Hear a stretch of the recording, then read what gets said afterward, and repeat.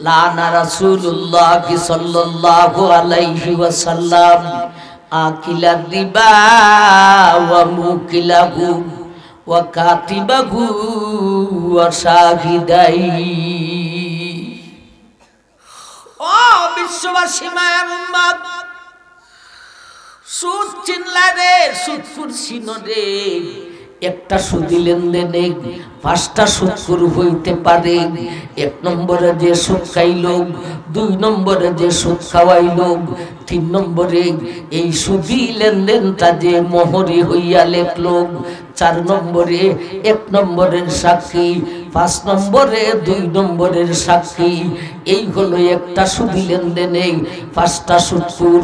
নবী বলেন এই 5টির উপর আমি বিশ্ব নবীর লানত। আমার ভাই, সুদ চিনলাম, সুদখোর চিনলাম, এখন আসুন ঘুষ চিনতাম, ঘুষখোর চিনতাম। সুদের সাথে ঘুষও লেখছে, আয়াতের নাম্বার তো দিছে না, আমি নাম্বার বললাম সূরা বাকারা 275 নম্বর আয়াত। আমার ভাই, ঘুষের আলোচনা এই আয়াতে নাই, এমন কি কোরআনেও নাই। ঘুষের আলোচনা হলো নবীজির হাদিসে, তবে সুদের সাথে ঘুষ লেখা ঠিক আছে।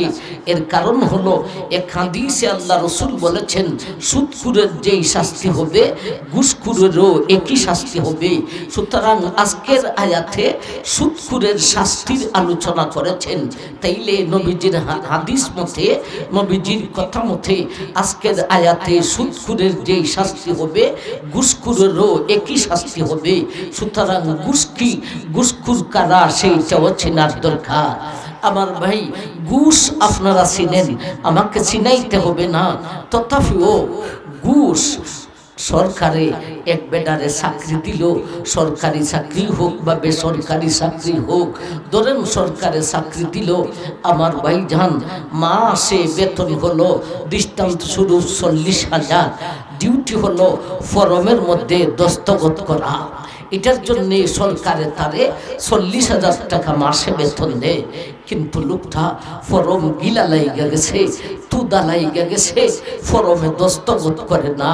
ও আমার ভাই, যেই লোকে তলি দিয়া 1000 টাকার একটা নোট সাইডা দে, এই লোকরে দস্তখত কইরা লাই। পিয়ন দেখে এক ভদ্রলোক মানুষ কত দূর থেকে হবিগঞ্জ শহর আইছে, ভদ্রলোক মানুষ কত দূর থেকে আইছে, এই লোকের ফরমের নাম্বারটা বার করো, নাম্বারটা জিজ্ঞাসা করো, জিজ্ঞাসা করে ফরমটা বের করে দাও।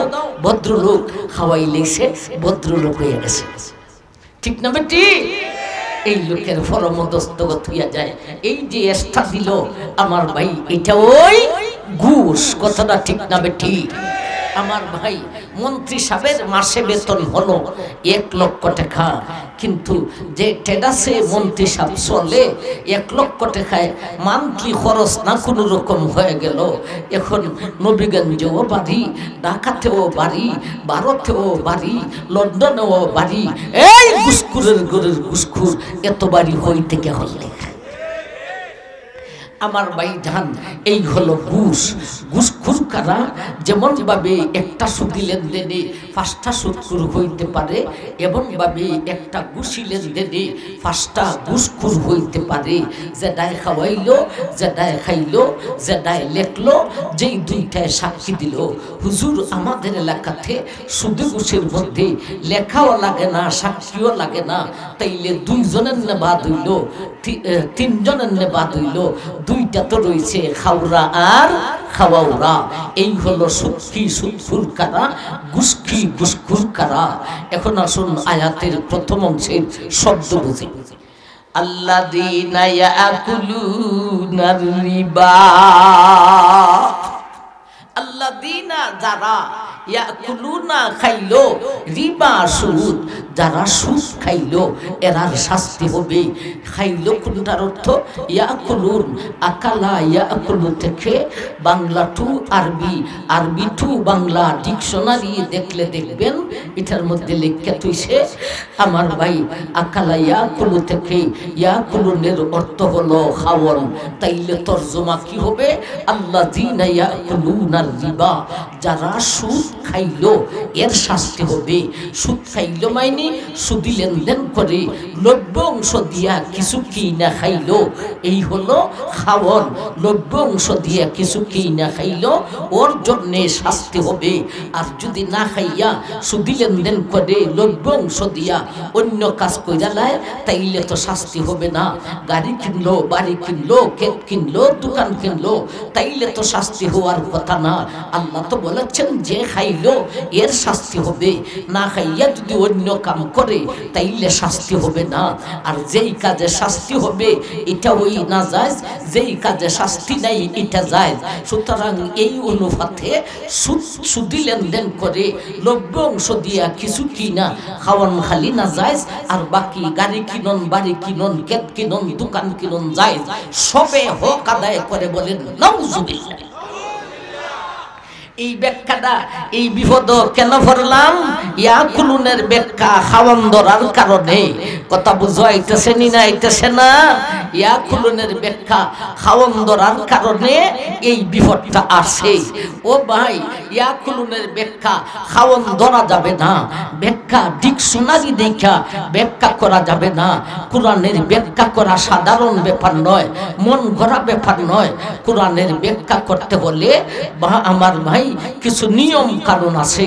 এখন তো বক্তা হইতে পারলেই মুফাসসিরে কোরআন নাম লাগাইয়া দেয়। আমি মিরফুরি হইয়া যাই, শোনো ছোট মুখে বড় কথা। আমাদের বর্তমান যুগে অভিগঞ্জ আর বাংলাদেশ কেন, বর্তমান সারা বিশ্বে একজন মুফাসসির নাই। আমার ভাই মুফাসসির কারা? মুফাসসির হলেন এক নম্বরে সাহাবায়ে কেরাম, দুই নম্বরে মুফাসসির হলেন মুযহাবের ইমাম, এরা হলো মুফাসসির। এরপরে আর কোনো মুফাসসির নাই। আমরা যে মুফাসসির বলেন এটা কোন সূত্রে? সূত্রটা হইল আমরা মুফাসসির নয়, আমরা ওই দুই দল মুফাসসিরে যেই তাফসীরটা কইরা গেছেন এই তাফসীরটা জনগণকে শোনায়া দেওয়া হলো আমাদের পাওয়ার। এর উপরে আমাদের কোনো পাওয়ার নাই। এই দুই দলে যে তাফসীরটা করছেন এটা শোনায়া দিতে হবে। এর উপরে কোনো অধিকার নাই যে তুমি তাফসীর করবে। নিজে নিজে যদি তাফসীর করতে যায়, আল্লাহ রাসূল বলেছেন মান ফাসসালাল কুরআনা বিরাইহি ফালইয়াতাবাওয়া মাকাদাহু মিনান নার। যে কোরআনের ব্যাখ্যা করবে মন গড়া, তার ঠিকানা হলো দুজখে, আর কোনো গুনাহ লাগবে না। ওয়াজকে রঙ্গাইবার জন্য যদি মন গড়া ব্যাখ্যা করো, তাহলে জানিনা রাখলে বক্তা আল্লাহ হাসরের মাঠে কইব, আয় রে বক্তা তোরে দুজক ফালাইয়া বানাই মুতক্তা। বক্তাগিরি অত সোজা না, খেলা না।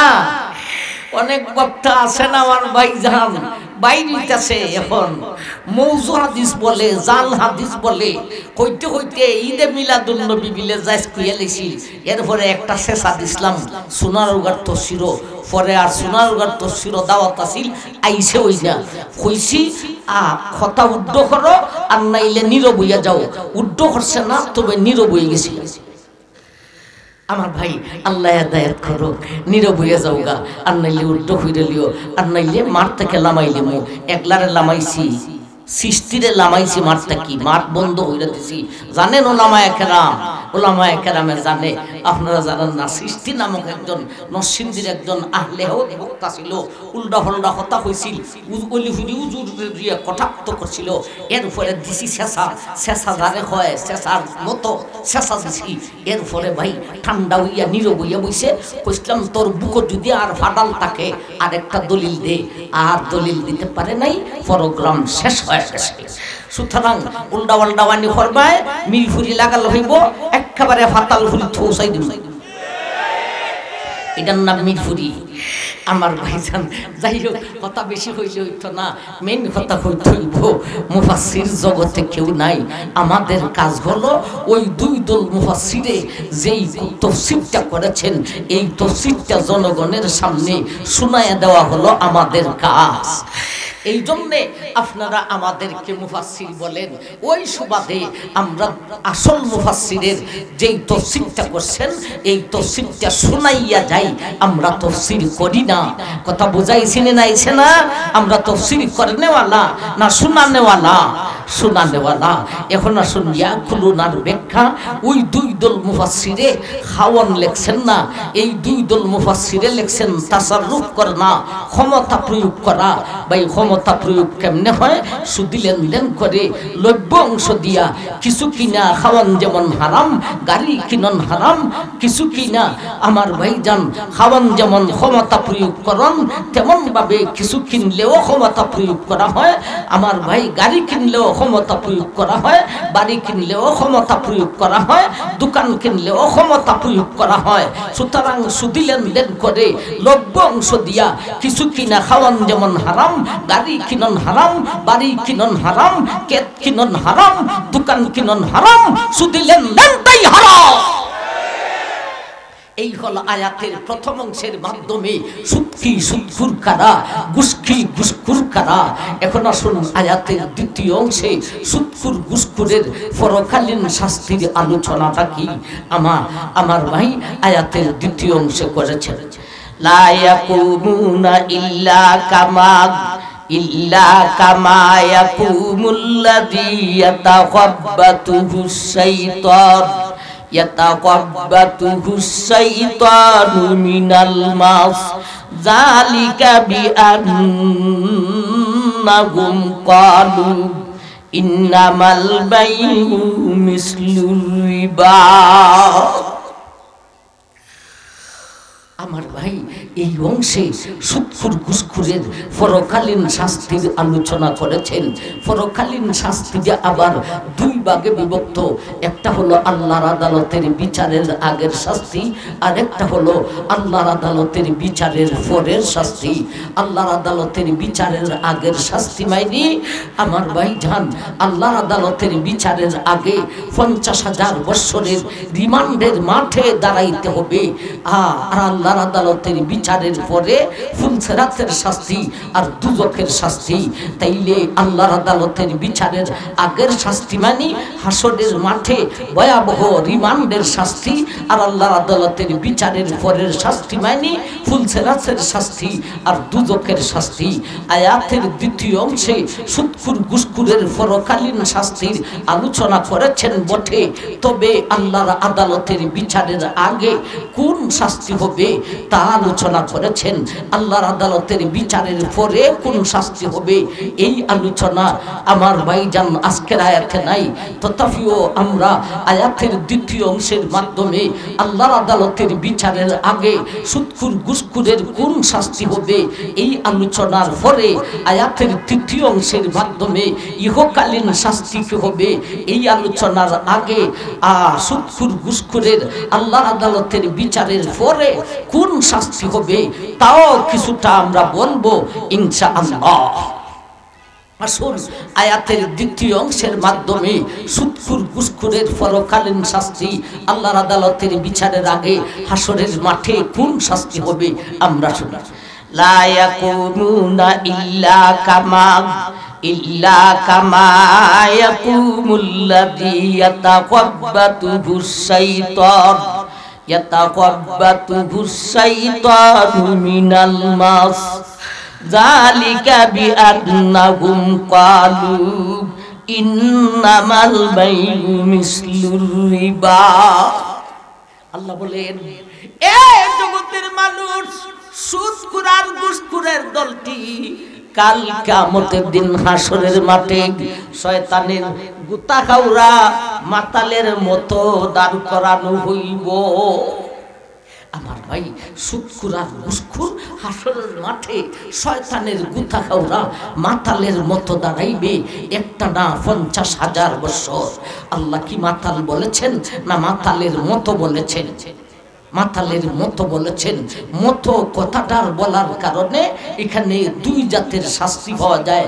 তাইলে আয়াতে ফাইমু সুদখুর ঘুষখুরের হাসরের মাঠে দুই জাতের শাস্তি। এই দুই জাতের শাস্তি কি বুঝতে হলে আগে বুঝতে হয় মাতাল কারে কয় আর মাতালের মতো কারে কয়। মাতাল কয় যারে মাতাল কইলে ওর মান সম্মান যায় না, বাস্তবেই এ মাতাল। আর ওরে শাস্তি দিলে প্রতিটি শাস্তির দুঃখ ব্যথা ব্যথা পুরোপুরি অনুভব করতে পারে না, এরে কয় মাতাল। আর মাতালের মতো কারে কয়? মাতালের মতো বলে যারে মাতাল কইলে এ মনে করে আমার মান সব শেষ করে দিয়েছে, আজকেই আমাকে মাতাল বলেছে। আর ওরে শাস্তি দিলে প্রতিটি শাস্তির দুঃখ ব্যথা পুরোপুরি অনুভব করিতে পারে, এর কয় মাতালের মতো। আল্লাহ মাতাল বলেছেন না মাতালের মতো বলেছেন? মাতালের মতো বলেছেন। এই কথাটার ভিতরে দুই জাতের শাস্তি, একটা হলো সুদখুর ঘুষখুরকে হাসরের মাঠে মাতালের মতো করিয়া অপমান করিয়া দাঁড় করানো হইব, আরেকটা হলো রিমান্ডের মাঠে যত প্রকারের শাস্তি আছে, এক এক অপরাধীর এক এক জাতের শাস্তি আছে, কিন্তু সুদখুর ঘুষখুরের নির্ধারিত কোনো শাস্তি নাই। রিমান্ডের মাঠে যত প্রকারের শাস্তি আছে একটা একটা কইরা সর্বপ্রকারের শাস্তি তাদেরকে দেওয়া হইব, আর প্রতিটি শাস্তির দুঃখ ব্যথা পুরোপুরি অনুভব করিতে থাকিব। এই হলো সুদখুর ঘুষখুরের হাসরের মাঠে আয়াতে পাইলাম দুইটা শাস্তি, একটা হলো মাতালের মতো করিয়া অপমান করিয়া দাঁড় করাইব, আরেকটা হলো রিমান্ডের মাঠের সর্বপ্রকারের শাস্তি দিয়া ওরে দুঃখ ব্যথা দেওয়া হইব। আমার ভাইজান এখন আসুন, আরেকটা শাস্তি আছে সুদখুর ঘুষখুরের স্পেশাল একটা শাস্তি আছে হাসরের মাঠে, যা নবীজির হাদিসে পেয়েছি, যেই হাদিসটা খুতবাতে পাঠ করেছিলাম, আল্লাহ রাসূল মেরাজ থেকে এসে বলেছিলেন, রাআইতু লাইলাতান উসরিয়া বি লাম্মা ইনতাহাইনা ইলাস সামাইস সাবিগা ফানাযারতু ফাওকি ফাইযা আনা বিরাদিন ওয়া বারকিন ওয়া সাওয়াই ফাআতাইতু আলা কওমিন বুতুনুহুম কালবুয়ুত ফিহাল হাইয়াত তুরা মিন খারিজাতি বুতুনিহিম কুলতু মান হাউলাই ইয়া জিবরাইল ক্বালা হাউলাই আকালাতুর রিবা। নবীজি মেরাজ থেকে আয়েশা বলেছিলেন, ও রে আমার সাহাবায়ে কেরাম, সাত আকাশ সাতটা শূন্যস্থান পাড়ি দিয়া আর উপরে যখন উঠিলাম রে, উপরের দিকে তাকায় দেখলাম বিজলি আর টাডাক। ফাআতাইতু আলা কওমিন, এরপরে জিবরাইল আমাকে এমন একটা গোত্রে নিয়ে গেলেন রে, ফাআতাইতু আলা কওমিন বুতুনুহুম কালবুয়ুত, এমন একটা গোত্রে নিয়ে গেলেন রে, এমন মানুষ দেখতে পাইলাম আমি বিশ্ব নবী আমার জীবনে এমন মানুষ দেখতে পাই না। কেমন মানুষ? এই দলের মধ্যে নারীও আছে, পুরুষও আছে, বেডাও আছে, বেটিও আছে।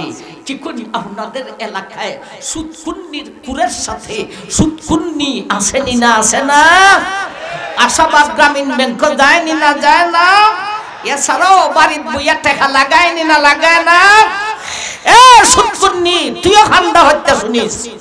আমার ভাই এমন ভাবে ঘুষখুরের সাথে ঘুষকুন্নি আসেনি না? আসে না? আমার ভাই মেম্বারি বেডি আসেনি, ওসিডিসি বেডি আসেনি, এমপি মন্ত্রী বেডি আসেনি। আমার ভাই ঘুষখুরের সাথে ঘুষকুন্নিও আছে। যাই হোক, আল্লাহ রাসূলকে সাত আকাশ সাত শূন্য স্থানের উপরে নিয়া এমন একটা গোত্রের কাছে নেওয়া হয়েছে, এই গোত্রে নারীও আছে, পুরুষও আছে। নবী বলেন, এমন মানুষ আমি বিশ্ব নবী আমার জীবনে দেখি না। কেমন মানুষ? বুতুনুহুম কালবুয়ুত ফিহাল হাইয়াত তুরা মিন খারিজাতি বুতুনিহি।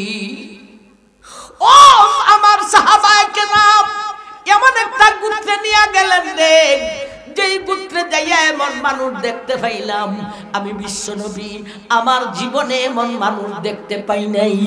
এক একটা মানুষের পেটটা হলো গুদামঘরের সমান, বেডাদার পেটও গুদামঘরের সমান, বেডিদার পেটটাও গুদামঘরের সমান। গুদামঘর কি টাকার ঘর আর খাবারের ঘর থেকে ছোট না বড়? ওরে বাবারে, এখন বুঝেন কি জাতের মানুষ। পেটটা গুদামঘরের সমান হইলেও পাওটা হলো দুনিয়ার জগতের মানুষের পায়ের সমান, অথচ পেটটা যদি গুদামঘরের সমান হয় ফেটটাকে বহন করতে হলে পাউটা বট গাছের সমান না হইল অন্তত তো তাল গাছের সমান হইব, অথচ ফাউ হলো দুনিয়ার জগতের মানুষের পায়ের সমান, ছোট ছোট দুইটা পা, ফেটটা হলো গুদামঘরের সমান। ফিহাল হাইয়া ও বিমার উম্মত, ফেটটাতে গুদামঘরের সমান। আবার গুদামটা খালি নয় রে, গুদামটাকে জাত করা হয়েছে শত হাজার লক্ষ কোটি কোটি অজগর সাপ দিয়া। দাম দিয়া না, চাল দিয়া নয়, আটা দিয়া নয়, চিনি দিয়া নয়, লবণ দিয়া নয়, বরং শত হাজার লক্ষ কোটি কোটি অজগর সাপ দিয়া গুদামটাকে জাত করা হয়েছে। তুরা মিন খারিজাতি বুতুনিহিম, আবার এদের গুদাম ডাক দুনিয়ার জগতের গুদামের মতো নয় রে। দুনিয়ার জগতের গুদামের ভিতরের মাল বাহির থেকে দেখা যায় না, কিন্তু এরার পেটটা যে গুদাম, গুদামের ভিতরে যে কোটি কোটি সাপ, বাহির থেকে পেটের ভিতরের সাপগুলি দেখা যায় কিলকিলি কিলকিলি করতেছে। এমন মানুষ আমি বিশ্ব নবী আমার জীবনেও দেখি নাই। জিজ্ঞেস করলেন ও তারা মিন খারিজাতি বুতুনিহিম, কুলতু মান হাউলা ইয়া জিবরাইল। নবী জিজ্ঞেস করলেন, এ জিবরাইল, এরা কারা রে? আমি বিশ্ব নবী আমার জীবনে এমন মানুষ দেখি নাই। ওয়ালা হাউলাই আকালাতুর রিবা। জিবরাইল বললেন, নবীজি গো, এরা হলো দুনিয়ার জগতের সুদখোর আর ঘুষখোরের দল। ইটিরে কাল কিয়ামতের দিন হাসরের মাঠে এমন ডিজাইনে ছোট্ট দুইটা পা দিয়া ফেটটাকে গুদাম ঘরের সমান করিয়া কোটি কোটি অজগর ঢুকাইয়া বাহিরের মানুষ ফেটের ভিতরের সাপগুলি দেখবে। এমন ডিজাইনে 50,000 বৎসরের মাঠে দাঁড় করানো হইব। ও কতপুর নগাঁওয়ের সুদখোর, আরো যত গাঁও আছে, আওয়াজ শোনো। এ সুদখোর আর সুদখুন্নি, তোরে আমি চিনি না, তোর নামও জানি না, তোর বাড়ির জীবনে আমি গেছিও না, তোর সাথে আমার ইঞ্চি পরিমাণ দুশ্মনী নাই। আমি আল্লাহর নবীর কথাটা তোরে শুনায় যাইবার জন্য আসছি, আমাকে আনছে। নবীর কথাটা তোরে শুনায় দেখাম। তোর পেটে যদি বাচ্চা হয়, মায়ের পেটটা বড় হয়, মায়ের কষ্ট হয়, অথচ বাচ্চা হইলে কি পেটটা গুদাম ঘরের সমান হয় না হালকা বড় হয়? হালকা বড় হয়। এতেই যদি মায়ের এত কষ্ট হয়, আর তাকে মাত্র বড় জোর 10 মাস, আর ওই বড় পেটটা হবে গুদাম ঘরের সমান, কোটি কোটি অজগর সাপ ঢুকাইয়া 50,000 বৎসরের মাঠে দাঁড়ানোর জন্য রেডি হইয়া যা। আল্লাহ হলো তুই সুচ্ছা। এই হলো হাসরের মাঠে সুদখোর ঘুষখোরের জন্য 3টা শাস্তি পাইলাম। আয়াতে পাইলাম 2টা, হাদিসে পাইলাম 1টা। লক্ষ্য কইরা শুনেন, আয়াতে 2টা কি পাইলাম? মাথালের মতো করিয়া অপমান করিয়া উঠাইব, আর একটা হলো রিমান্ডের মাঠের সর্বপ্রকারের শাস্তি দিয়া ওরে দুঃখ ব্যথা দেওয়া হইব।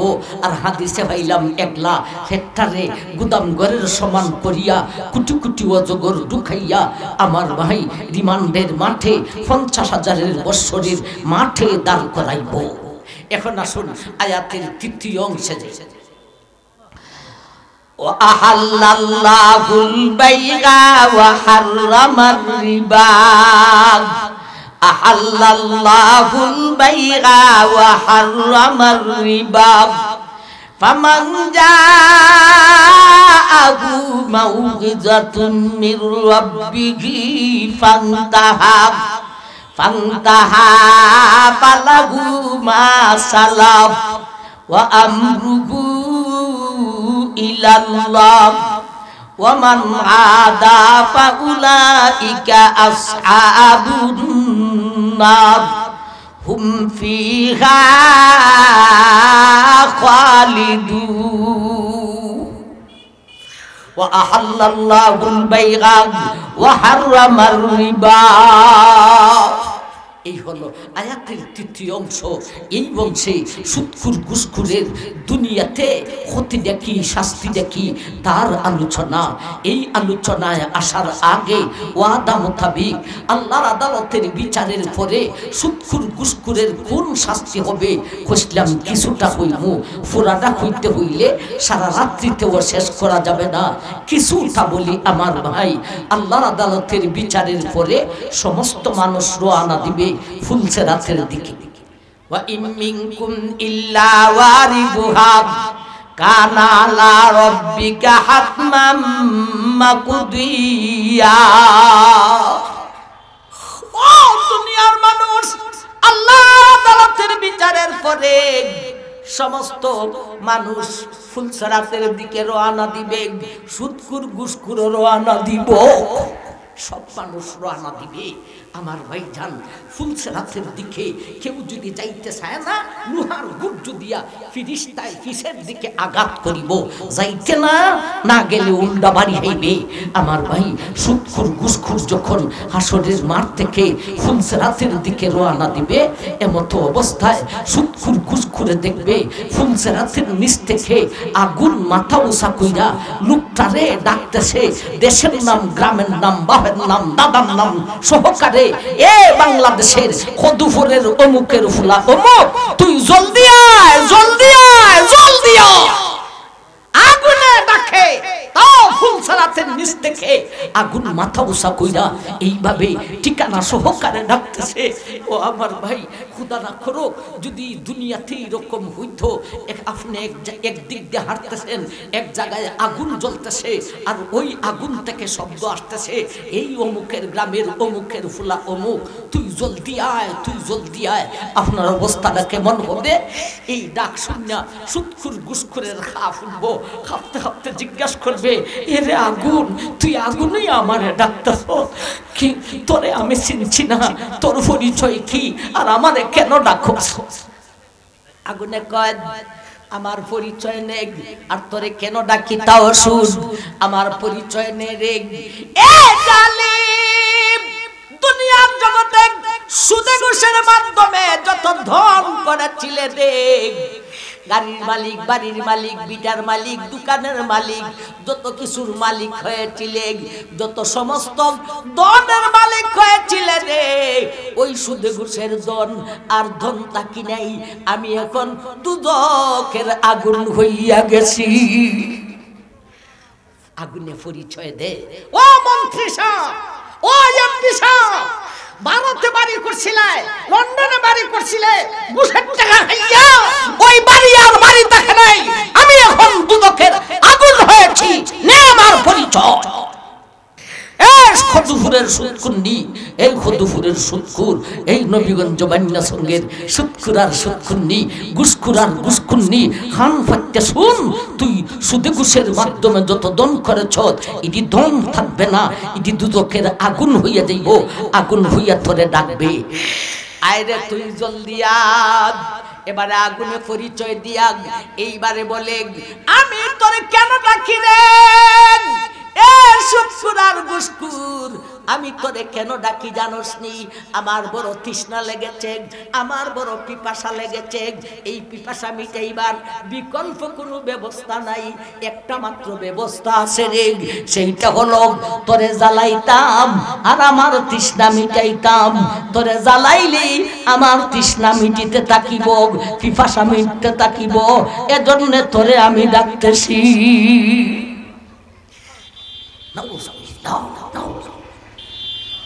ও ভাই, ও সুৎখুর ঘুষখুর, সুদে ঘুষের মাধ্যমে যত দন করেছো, সুদে ঘুষের মাধ্যমে যত দন করেছো, কালকে সকালে দনের কাছে দাঁড়াইয়া কইবে, মির ফিরে হইয়া গেছেন কোরআন হাদিস থেকে হইয়া গেছেন, তুই আমার কেতনা রে, তুই আমারে জ্বালাইবার দুদকের আগুন। এই বেটি, তুই আসাবাদ গ্রামীণ ব্যাংক থেকে জানছ, এইটার দিকে তাকাইয়া কইবে, তুই আমার কন্যা রে, তুই আমারে জ্বালাইবার দুদকের আগুন। আমার ভাইজান, তাইলে একটা শাস্তি হইলাম হাসরের মাঠে আল্লাহর আদালতের বিচারের পরে, একটা শাস্তি হইলাম আগুনে এইভাবে ডাকবে, সুদে ঘুষের দন সব আগুন হইয়া ডাকতে থাকবে। এই ডাক শুনিয়া যাইতে থাকবে, না গেলে ফিসি দিয়া লোহার গুর্জু দিয়া ফিরিস্তায় আঘাত করিব। যাইতে যাইতে যখন ফুলসেরাতের ব্রেইজের কাছে যাইব, এখন দেখবে আগুন আর দেখা যায় না, আগুনে আর ডাকেও না। খুশি হইয়া দিব, হ্যাঁ এখন তো আর আগুন দেখি না, আগুনে আর ডাকেও না, লাকি চান্স লাগছে রে। এই চান্সে ফুলসেরাতের ব্রেজ পার হইয়া যাইবগা। আর ফুলসেরাতের ব্রেজ পার হইতে পারলে ওই জান্নাতি, যে ফুলসেরাতের ব্রেজ পারিব সে ওই জান্নাতি, আর যে জাহান্নামী সে ফুলসেরাতের ব্রেজ পারে দিতে পারবে না। আমার ভাই এই চান্স পাইয়া সুদখুর ঘুষখুর ফুলসেরাতের ব্রেজ উঠবে। ওইটা কিছুক্ষণ যাওয়ার পরেই আমার ভাই নিচ থেকে একটা কাঠা, সাদাম নামক কাঠার ন্যায় একটা কাঠা আইসা তার পায়ের মধ্যে বেরিয়া ধরিবে, আর তো ছুটতে পারে না। কাদারে কাদা, তুই আমার কে? আমারে তুই বেরিয়া ধরলে, তোর আমার পরিচয় কি? তুই আমারে কেন বেরিয়া ধরলে? এখানে চিল্লাইব। আর তার কাছে দিয়া লাগাবাড়ির মানুষ, চীনা মানুষ, অমুক নমাজি, অমুক বুয়াই, যিনি নমাজ ছাড়তো না, সুদ খাইতো না, ঘুষ খাইতো না, আমার ভাই লাগাবাড়ির মানুষ, লাগা গ্রামের মানুষ, গ্রামের অমুক অমুক আমার পরিচিত মানুষ আমার কাছে দিয়া, তার কাছে দিয়া দ্রুত গতিতে হাসতে হাসতে ফুলসেরাত পারিতেছে। আরে এইখানে আটকা পড়েছে, তুই আবার কে? আমার এইভাবে আটকায়া ধরেছ।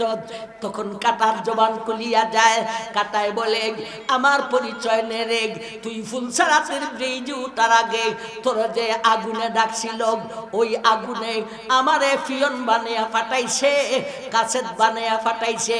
এই কথা বলে একটা ঠান মাইরা দিব রে, আর নিচে নিক্ষেপ করিয়া দিব, নিচে সেই আগুন ফিট করা রয়েছে।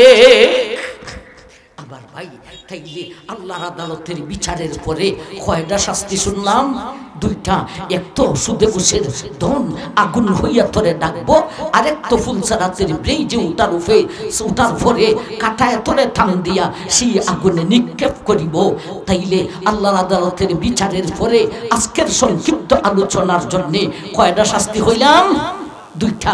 আর আল্লাহর আদালতের বিচারে আগে কয়টা শাস্তি হইলাম? তিনটা। 2 আর 3 কত হয়? 5টা। আজকের সংক্ষিপ্ত আলোচনার জন্য সুদখুর ঘুষখুরের জন্য 5টা শাস্তির কথা আলোচনা করলাম। এখন আসুন আয়াতের 3য় অংশের মাধ্যমে সুদখুর ঘুষখুরের ইহকালীন ক্ষতিটা কি, শাস্তিটা কি বুঝার চেষ্টা করি। وَأَحَلَّ اللَّهُ الْبَيْعَ وَحَرَّمَ الرِّبَا فَمَنْ جَاءَهُ مَوْعِظَةٌ مِّن رَّبِّهِ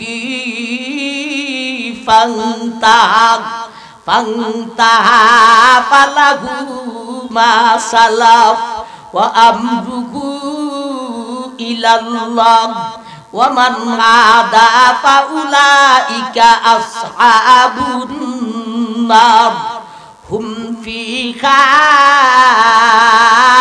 خَالِدُونَ وَأَحَلَّ اللَّهُ الْبَيْعَ وَحَرَّمَ الرِّبَا। এই হলো আয়াতের 3য় অংশ।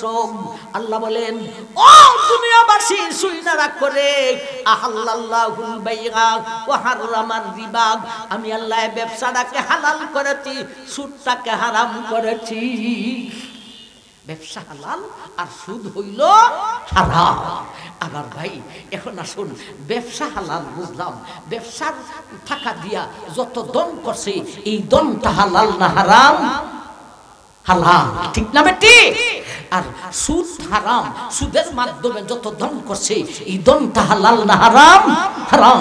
এটা একটা কায়দায় কুল্লি আছে, হালালের মুনাফা হালাল, হারামের মুনাফা হারাম। হালালের মুনাফা হালাল, হারামের মুনাফা হারাম। আমার ভাইজান, সুতরাং ব্যবসা যেহেতু হালাল, ব্যবসার দন দিয়া, ব্যবসার লভ্য অংশ দিয়া যত দন করেছে, গাড়ির মালিক, বাড়ির মালিক, ক্ষেতের মালিক, সবটা তার হালাল, আর সুদটা হলো হারাম। সুদের মাধ্যমে যত দন করেছে, গাড়ির মালিক, বাড়ির মালিক, ক্ষেতের মালিক, সবটা হলো হারাম দন, ঠিক না বেটি?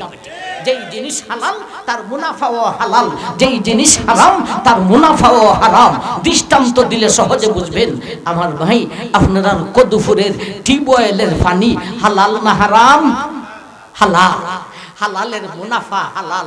হালাল টিউবওয়েলের পানি দিয়া কদুপুরের বেডি মিরপুরি রে লাল চা বানাইয়া দিছে, ফাটাইছে, স্টেজের মধ্যে খাওয়াইতো। এটা হালাল না হারাম? হালাল। পানিটা যেহেতু হালাল, পানি দিয়া যা খাইব তাও হালাল। এই পানি দিয়া ভাত পাকাইছে, হালাল ভাত, তরকারি পাকাইছে, হালাল তরকারি। এখন বলেন কদুপুরের গাভীর সেনা হালাল না হারাম?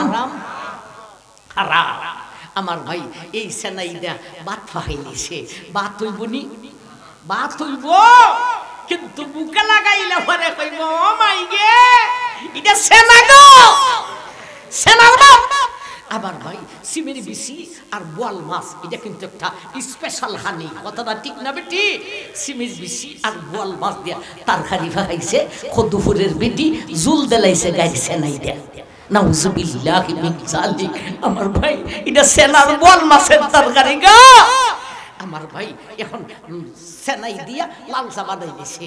আমার ভাই, এটার মধ্যে চা পাতা কম দিলে হইব, এটা তো লিগার এমনি থাকে, কথাটা ঠিক না ঠিক? আমার ভাই জান, এখন আসুন, 2 কাপ চা আনছে লাল চা, একটা হলো পানির চা, একটা হলো সেনার চা। দেখতে কি দুই জাত দেখা যায় না এক জাত দেখা যায়?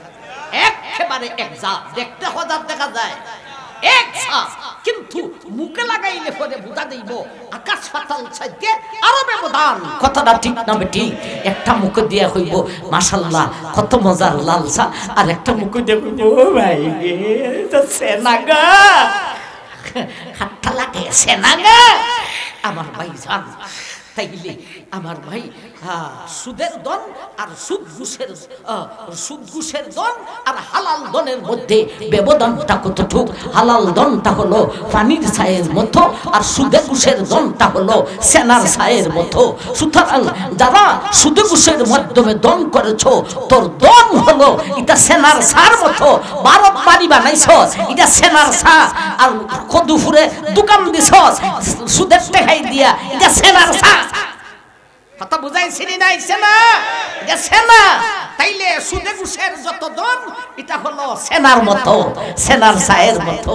আবার ভাই, বাহাদুরি করে বুক ফুলাইয়া হাঁটে, এ বড় ধনী, দনের ঠেলায় বুক ফুলাইয়া হাঁটে, তোর বুকের মধ্যে লাথি মারিবে। এটা দন না, এটা সেনা। সেনা, সেনা দিয়ে আবার বুক ফুলাস। আমার ভাই, যেই জিনিস হালাল তার মুনাফাও হালাল, যেই জিনিস হারাম তার মুনাফাও হারাম। আরেকটা দৃষ্টান্ত দিলে আরো সহজে বুঝবেন। আপনাদের এলাকায় স্বামী স্ত্রীর মিলন হালাল না হারাম? হালাল। এই হালালের, আমার ভাইজান, হালালের মুনাফাও হালাল। বাচ্চা হইছে, এটা হালাল বাচ্চা। আই রে কদুপুরের মানুষ, বিয়া করার আগে আসলাম কদুপুর, আজকে মেয়ে হইছে, মেয়ের ঘরের নাতি হইছে। কদুপুর আজকে মানতে আই না রে বেটা। আযানিয়াতু ওয়াযানি ফাজলিদু কুল্লা ওয়াহিদিন মিনহুমা মিআত জালদা। আমার ছাত্র আছিল সিরাজ, আমরা ডাকতাম খোদ্দোয়া। আমার ভাই, এ আনছিল বিয়ার আগের কথা। আমার ভাই, এত বছর পরেও স্মরণ আছে। কোন বিষয়টা করছিলাম এটাও স্মরণ আছে। আমার ভাই জান, কদুপুরের মানুষ বিয়া করছে, এটা হালাল হাম করছে, এটা হারাম? হালাল। স্বামী স্ত্রীর মিলন হালাল না হারাম? হালাল। মিলনের মাধ্যমে একটা বাচ্চা হইছে, বাচ্চাটা হালাল না হারাম? হালাল। আবার ভাইজান, এখন হন দুইটা, একটা সেরা আর একটা সেরি। কদুপুরের দুইটা হবিস, একটা হবিস আর একটা হবিস নেই, দুইটা মিলিয়া ফ্রেম করে লইছে। হাঁসটা হালাল করলো না হারাম করলো? হারাম। আমার ভাই, খালি ফ্রেম না রে, হামও বানাই লইছে। নাউজুবিল্লাহ, নাউজুবিল্লাহ। হামদা যে করলো, এটা হালাল করলো না হারাম করলো? মারাত্মক পর্যায়ের হারাম। আমার ভাই, হামদা করছে, বাচ্চা হয়ে গেছে। আমার ভাই, হারামের মুনাফা যদি হারাম হয়, তাইলে প্রেমিকার ঘরে যে বাচ্চাটা হইলো, এই বাচ্চাটা কি হালাল বাচ্চা না হারামজাদা? এই হলো হারামজাদা গালির ব্যাখ্যা। আয়াতের ব্যাখ্যা করতে করতে গালির ব্যাখ্যা পর্যন্ত করতেছি। আমার ভাই জান, হারামজাদা গালির ব্যাখ্যা হলো যেটা বোর ঘরে হয় না, আমার ভাই প্রেমিকার ঘরে হয়, এটারে কয় হারামজাদা। এখন আমার ভাই বোর গড় একটা ফুলা হইছে, প্রেমিকার গড় একটা ফুলা হইছে, একই দিনে বেড়াটা সুন্দর, ফুলা দুইটা সুন্দর, নাক মুখ সরা হলুদ রঙের মতো। আমার ভাই জান এখন বলেন দেখতে দুইটা ফুলা দুই জাত না এক জাত? এক জাত, অথচ বাস্তবে এক জাত না আকাশ পাতাল ব্যবধান। একটা হলো হালাল ছেলে আর একটা হলো হারামজাদা। সুতরাং সুদে ঘুষের মাধ্যমে যত দন করেছো, তোর দনটা হলো হারামজাদা ফুলার মতো, তোর দনটা হলো সেনার ছায়ের মতো। আমার ভাইজান আল্লাহু আকবার, সেনার ছা আর হারামজাদা ফুলা লইয়া অত বড় বাহাদুরি করস? আর বাহাদুরি করিস না, সাইডা দে, বুঝলে সাইডা দেওয়ার দরকার। কতটা ঠিক না ঠিক? আমার ভাইজান এই হলো সুদ ঘুষের দনের পজিশনটা বুঝাইলাম। এখন এক বেটায় গাড়ি কিনছে, 10 লক্ষ টাকাই দেয়া একটা গাড়ি কিনছে, জায়গা বিক্রি কইরা গাড়ি কিনছে বা হালাল টাকাই দেয়া গাড়ি কিনছে। তার বাইয়ের বউয়ের জ্বলা উঠছে। বাইয়ের জ্বলে না বাড়ি বোর জ্বলে? বাইরে বোর জ্বলে, বাইয়ের জ্বলে না, বাইয়ের বউয়ের জ্বলা উঠছে। আয়ের জ্বলা জ্বলতে জ্বলতে জামাই গেছে ঘুমাইতো, কয়েরা গাড়ি কিনছে, আমরা গাড়ি কিনতাম না, কয়েরা টেহা সেরা গাড়ি কিনছে, আমরা টেহা আনছি। বিধি কি তা বুঝে ফুটি দিদি ধরে ধরতে ধরতে একদিন এমন ধরা ধরছে ভাই, ওই কিন্তু বাবা রে বাবা, দেখতে কি আর বুঝে? এখন বেটা রাগের মাথায় পরের দিন ব্যাংক থেকে সুদের উপর টাকা 10 লাখ লইয়া এরার গাড়িটার মতো একেবারে সেম গাড়ি, এক রঙের, এক কালারের, এক মডেলের। আরে বাবা 10 লাখ টাকা গাড়ি দেখে নিলেছে, খালি নাম্বার প্লেটের নাম্বারটার মধ্যে ব্যবধান, আর কোনো ব্যবধান নাই। দেখতে যদিও দুইটা গাড়ি এক জাত, বাস্তবে এক জাত না। একটা পানির ছায়ের মতো আর একটা সেনার ছায়ের মতো। একটা গাড়ি হালাল ছেলের মতো আর একটা গাড়ি হারামজাদা ফুলার মতো।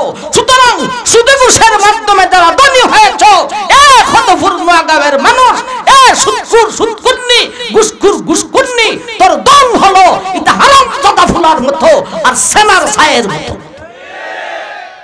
এখন আসুন এরপরের আয়াতের 2টা শব্দতে আমরা প্রথম 2টা শব্দতে যাই। আল্লাহ বলেন ইয়ামহাকুল্লাহু রিবা ওয়া ইউরবিস সাদাকাত। আল্লাহ বলেন ও দুনিয়ার মানুষ, সদকা দিলে বাড়ে আর সুদটা মিটিয়া যায়। সদকা দিলে বাড়ে, সুদ মিঠা যায়। সদকা দিলে বাড়ে এই কথা বলার সময় এখন নাই। সুদ মিটিয়া যায় বুঝার দরকার। সুদটা মিটে মানে ইয়ামহাকুন বিমায়না মিট না, মিটিয়া যায়। এর ব্যাখ্যা লেখছেন 2টা। একটা হলো এই দন বেশি দিন থাকে না, যতদিন থাকে এই দনের মাধ্যমে শান্তি আসে না। আমার ভাই এখন তো দন খামাইয়ের যুগ আইছে, ও হলে খালি দন দন বালি বলছে না ফুলাইয়া চিন্তা করে আমি কেমনে দন খামাইতাম। কথাটা ঠিক না ঠিক? দন খামানোর মতলব কি? 2টা। একটা হলো যা আমি সঞ্চয় করলাম তা থাকুক, আর এর মাধ্যমে সুদটা আমার কাছে আসুক। কথাটা ঠিক না ঠিক? কিন্তু সুদে ঘুষের যত ধন আছে এই ধন বেশি দিন থাকে না, ধনের মাধ্যমে সুদটাও আসে না। এই ধন কতদিন থাকে? হয়তো তোর আমল পর্যন্ত, তোর আমলেই নষ্ট হইতে পারে, নাইলে তোমার ফুলার আমলে নষ্ট হবে, নাইলে তোর নাতির আমলে নষ্ট হবেই হবে, এতে সন্দেহ নাই। নিশ্চিত সুদে ঘুষের ধন নাতির আমল পর্যন্ত টিকতে পারে, এরপরে আর টিকবে না। আর যতদিন এই ধন থাকে এই ধনের মাধ্যমে শান্তি আসে না। আমার ভাই সুদকুন্নির গড়ের খবর লইয়া দেখেন। আমি মিরপুরি একটা কথা হইয়া যাই, আমার ভাই জান সুদকুন্নির গড়ের খবর লইয়া দেখুন। আমার ভাই জান ওর গড়ের ভিতরের খবরটা লইয়ন। আশাবাদ গ্রামীণ ব্যাংক যেই বেটি যায় বা তো গড় বইয়া বইয়া সুদ লাগায়, এই বেটির খবরটা লইয়া দেখুন। এর গড় কোনো শান্তি নাই, এটা খালি হেতার হেতার হেতার হেতার হেতার হেতার করে বাবারে। না পায় জামাইয়ে শান্তি, না পায় ফুলায় শান্তি, না পায় ফুলতে শান্তি, আর ফুলার বর্ত শান্তি গোল্লা ওই। কথাটা ঠিক না ঠিক? আমার ভাই শান্তি নাই। এমনি ভাবে সুদখোর ঘুষখোরের কাছে বইসা দেখেন, এর কাছেও শান্তি নাই।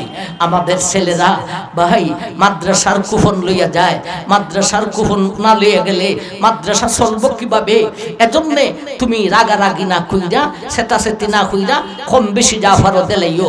আর যদি সেতাসেতি হলো, হ্যাঁ হইয়া লাভ নাই হুজুর, এই বছরের অবস্থা ব্যবসা বাণিজ্য খুব খারাপ, টেনশন, এর গরো মাল হইব নিছো 7 কোটি টাকা, 1 কোটি টাকার মাল এর গরো, এর অত বড় টেনশন করে। এই ফুলাহান তোমরা এর করতে সান্দান আনবা একজন নাম জাকাত কারিয়ে হইবে, তুমি একজন ব্যবসায়ী, তোমার তো টেনশন করে, এত হায় হুতাশ কেনে? সম্ভবত তুমি সুদখোর, নাইলে তুমি ঘুষখোর, যা তোর টাকা দিতাম না। আমার ভাইজান, সুদখোর ঘুষখোরের কোনো শান্তি নাই। এই দন বেশি দিন থাকে না, যতদিন থাকে এই দনের মাধ্যমে শান্তিটা আসে না। তাইলে পরকালে 5টা শাস্তির কথা বললাম, আর ইহকালে বললাম এই দনের পজিশন হলো সেনার ছায়ের মতো আর হারামজাদা ফুলার মতো। এই দন বেশি দিন থাকে না, যতদিন থাকে এই দনের মাধ্যমে শান্তি আসে না। দুনিয়াও বরবাদ, আখিরাও বরবাদ।